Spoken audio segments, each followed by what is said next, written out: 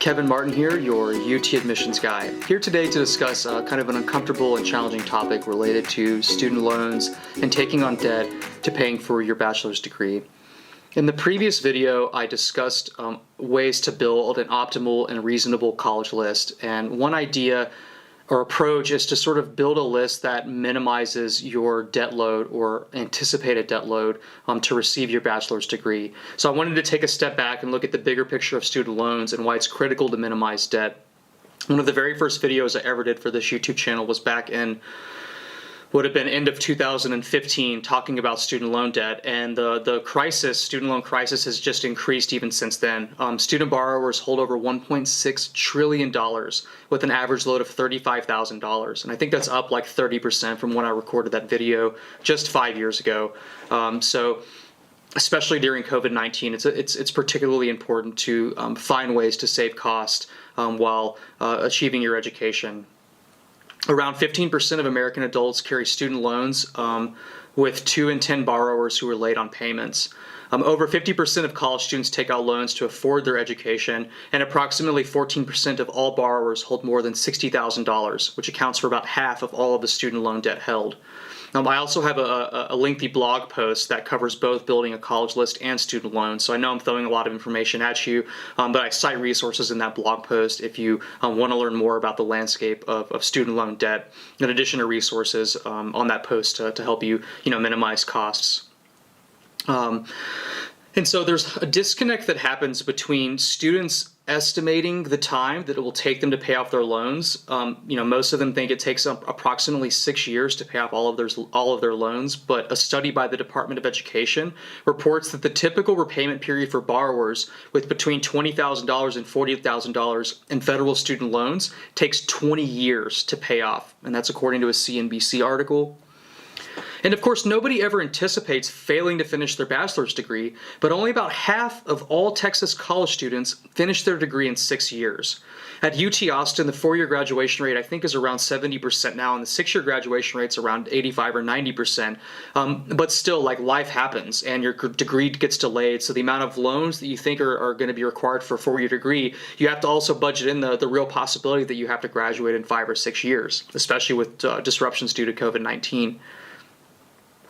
And students who take out college loans but don't graduate are 3 more times likely to default than borrowers who complete their degree. So kind of the nightmare scenario, and I've worked with students, especially when I was an employee for the university, that failed to complete their degrees, because then you don't really have any more marketable skills plus these monthly loans that you have to make repayments on. So that can be very problematic, and that's not even including, a law school or medical school students that, fail to complete their degree or, achieve a residency placement or, pass the bar exam. But there's similar concerns with bachelor's degrees too, that even if you don't have a specific credential that you need to earn or kind of a certification to practice as an engineer, for example, it's still critical to complete those bachelor's degrees when you're taking out loans.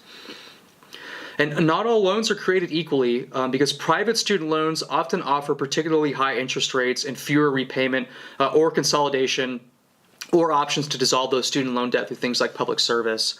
And most borrowers almost all borrowers will need to take out at least some private loans to cover the costs.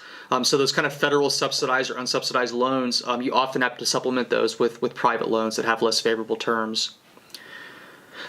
One conversation I see students make, especially on Reddit, and this is particularly true of computer science, engineering, business degrees that have high employment rates and also high returns on their investment or decent starting salaries and lifetime earnings. But given the high degrees of uncertainty, economic uncertainty due to COVID-19, it's much tougher to forecast employment prospects and microeconomic trends and strength 5 years into the future.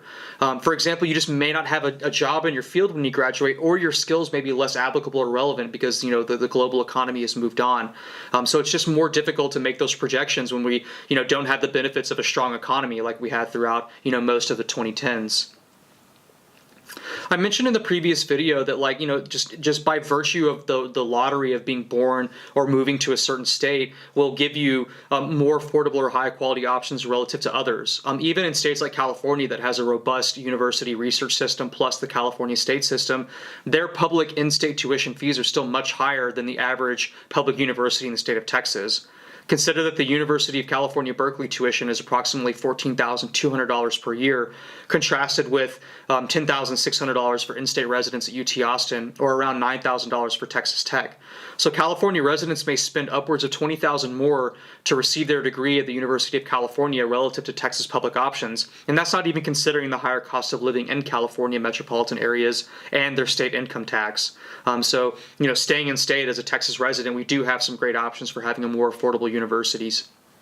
But still, most residential bachelor's degrees where you're living on campus will set students and families back at least $100,000 before any aid or scholarship considerations at pretty much any Texas public university.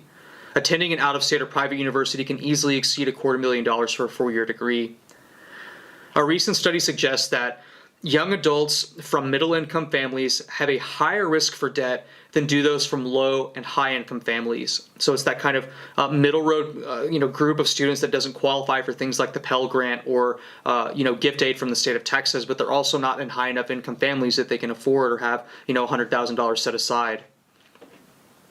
Some students also don't realize, families as well, that unlike credit cards or even medical debt, student loans cannot be discharged except in very rare circumstances.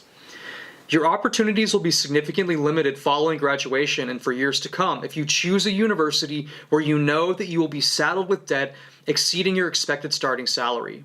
Especially in COVID-19, frugality should play a heavier weight in building your college list.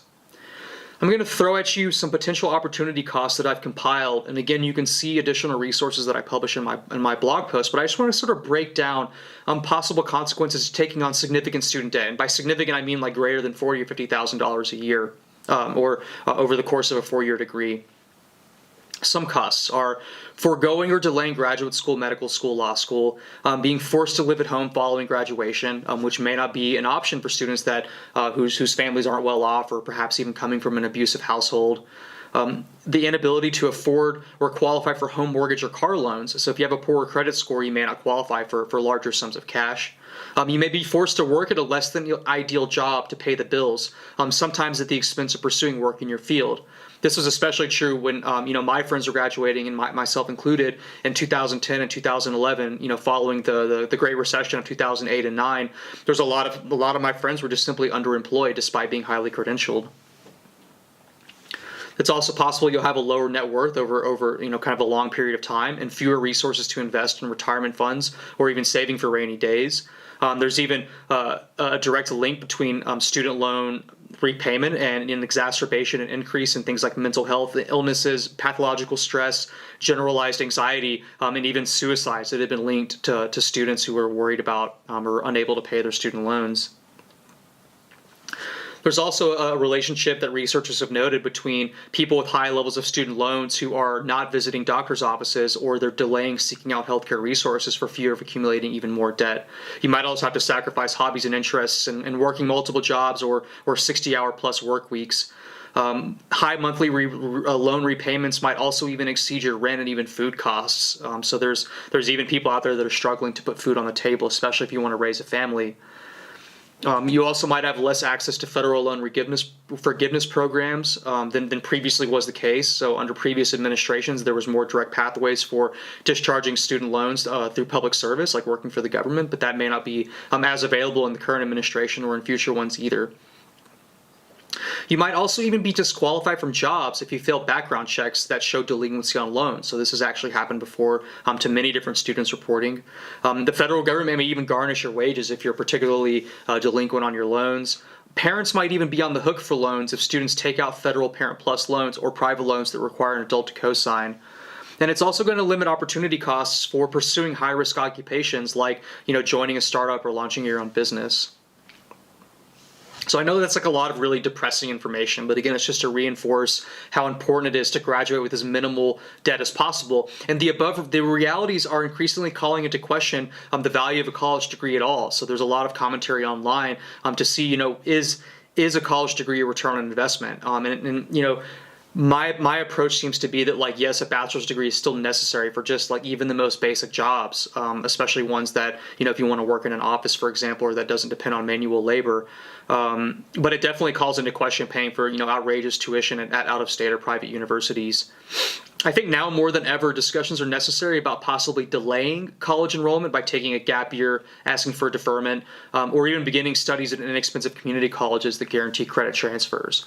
At all costs, you should avoid for-profit universities. That's another topic for another day, but if you just don't go to a for-profit university, like under any circumstance, just Google that if you want to learn more information. There's another pathway that might interest some students. So one reason the Texas legislature, when they passed the top 10% automatic admissions bill for high school seniors, they also have an automatic transfer admissions clause that allows students direct pathways to enrolling at Texas public universities if you prefer to save money by enrolling at a community college first. You just need like a 2.5 GPA, complete the core curriculum within 3 years at a Texas community college, and you can be guaranteed transfer at any Texas public university, including UT Austin. So I want to talk about this fallacy I discussed in my previous video about I'm just going to apply to see if I can get in. And I'm seeing this still, especially now that UT Austin and Rice are going test optional. But the just to see if I can get in fallacy costs application time and money. And honestly, if you're stressing over application fees, you probably shouldn't be applying to selective private or out-of-state universities. And honestly, by even applying, you're either consciously or subtly creating an unrealistic set of expectations about whether you're going to get in or not. And so either you get in and you can't afford it, or you didn't get in and you feel disappointed because you might have unintentionally tied your self-worth to financial outcome or to admissions outcomes. And I think Rice is the perfect example of this because many of my clients apply to Rice. Many of them have gotten admission to Rice. And although they have a full tuition guarantee if your family makes less than $130,000 a year, if you make more than that, you should expect to pay the total cost of attendance at Rice University. And although it's one of the best universities in the world, a 4-year degree from Rice can cost upwards of $280,000, which to me is just not a sound return on investment. And don't apply to Rice early decision or any university early decision if you just 100% are sure that you can afford it if you don't have younger siblings that are in the pipeline. So just really be cognizant of costs because this is one of the biggest life decisions that you're going to make. And unfortunately, it's happening at 17 or 18, and it's something that affects the whole family. And affording universities also requires your family, and I'm speaking to the parents here, to project income stability for years into the future. I think this is especially true during COVID-19, but it's also been the case with oil and gas for the last, say, 15 or 20 years in Texas. So if you have employment that depends on commodities or real estate prices, really maybe reconsider enrolling at a costly university. Because even if you can afford out-of-state fees your freshman year, if your financial situation changes by junior or senior year, it may be too late to transfer back to a Texas public university. And I work with transfer students every year where cost has suddenly become an issue or they've underestimated the amount of debt that they would have to take on. So it's just very rare that there's going to be scenarios where full paying at a university, even if it's a place like Stanford or MIT, is going to offset the cost of attending basically any Texas public university. And if you're getting into places like top 20 universities like University of Chicago or Stanford, chances are you can get a full ride scholarship to solid public university options or even private options as well. Now, I understand that some of this is going to be controversial, and there are some strong counter arguments by basically, especially when you're building your college list, just don't worry about costs at all. Apply regardless of the sticker price, because it is possible, and it does happen every year, that clients of mine will receive unexpected merit scholarships that bring the expected cost of attendance closer to or even sometimes lower than comparable public universities. So it might be preferable to apply, see what your options are during spring of senior year, and then decide, once you can evaluate all of the cards on the table, whether a given university is worth the value or not. But even still, I think you should still limit the number of these high reach and reach selective universities and really be mindful of your ability to pay, especially for universities that just may not be offering substantial differences between, public options like UT Austin, Texas A&M, UT Dallas. So I know this was kind of like a tough conversation to have, so I appreciate if you've stuck around this whole time. If you want continued video content, please subscribe to my YouTube channel. You're also welcome to complete a questionnaire for a free email admissions consultation. I'm always taking on freshmen and transfer clients. I can also be reached most easily by email at kevin@texasadmissions.com. I hope you enjoyed this video. Thanks, and I hope you have a great day.